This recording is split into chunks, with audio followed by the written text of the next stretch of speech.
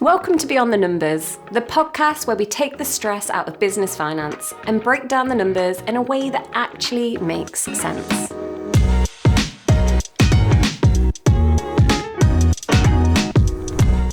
Today's episode is all about getting paid on time. Late payments are one of the biggest cash flow killers of small businesses, and they create unnecessary stress and financial instability.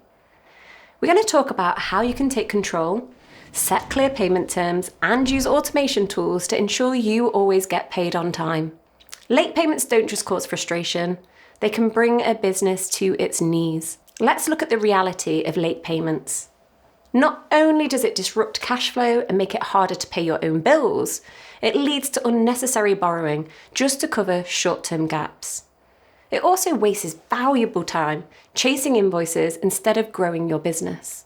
A business was owed £10,000 in late invoices and they had to take out a short-term loan, paying interest just to cover the expenses that should have already been covered by customer payments. And that's not uncommon. Did you know approximately 87% of businesses report that their invoices are typically paid after the due date? And small to medium-sized businesses spend on average 14 hours per week handling late invoices. So this is making a huge impact on businesses. And actually, late payments are contributing to 25% of bankruptcies in Europe. So now let's take a look at something I call the ladder of follow-up.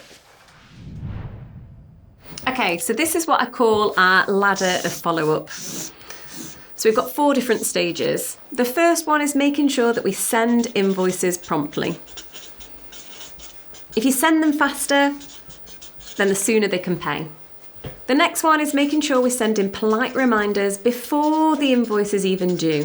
This just puts it in mind that actually your invoice is coming up for due date. Next one up is follow up firmly after the due date. And then you may need to do one final one in terms of a final notice before escalating.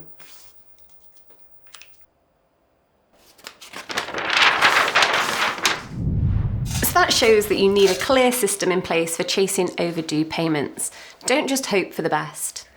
A few late payments can cause a domino effect, delaying payroll and supplier payments. Clients who regularly pay late become an ongoing liability to your business.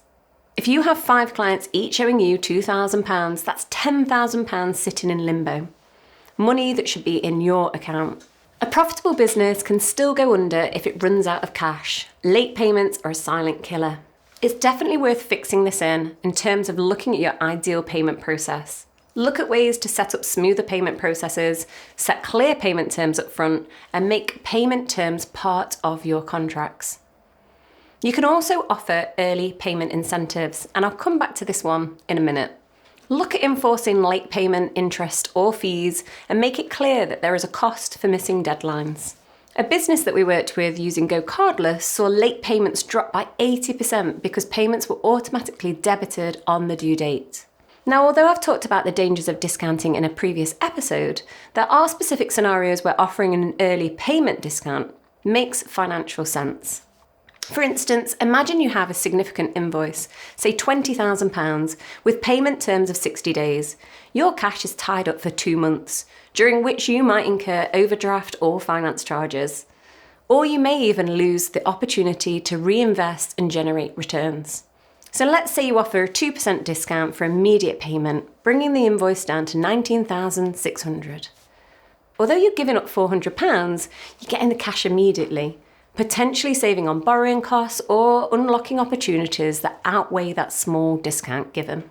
Now, if your annual borrowings or overdraft interest rate is, say, 10% or more, that £400 might actually cost you less than the interest you'd pay by waiting 2 months for the payment. So in this context, early payment discounts aren't about devaluing your service, they're about strategic cash flow management, especially important when interest rates or borrowing costs are high. So what else can I do to boost cash flow? We can look to shorten payment terms and also make it easier for clients to pay you, accept credit cards or put Stripe options on your invoice. You can also look at increasing deposit percentages upfront. And a key one's to build strong relationships, to ensure prompt payment and proactive check-ins to identify any potential issues before payments become overdue. It's also really important to check the client creditworthiness. Before entering into any contracts, conduct a credit check on potential clients to evaluate their payment histories and their financial stability. It's also important to continue to check in on customers as well. Look at their financial position and make sure that you don't have any future bad debts. Next episode, we're looking at why more sales won't fix a broken business.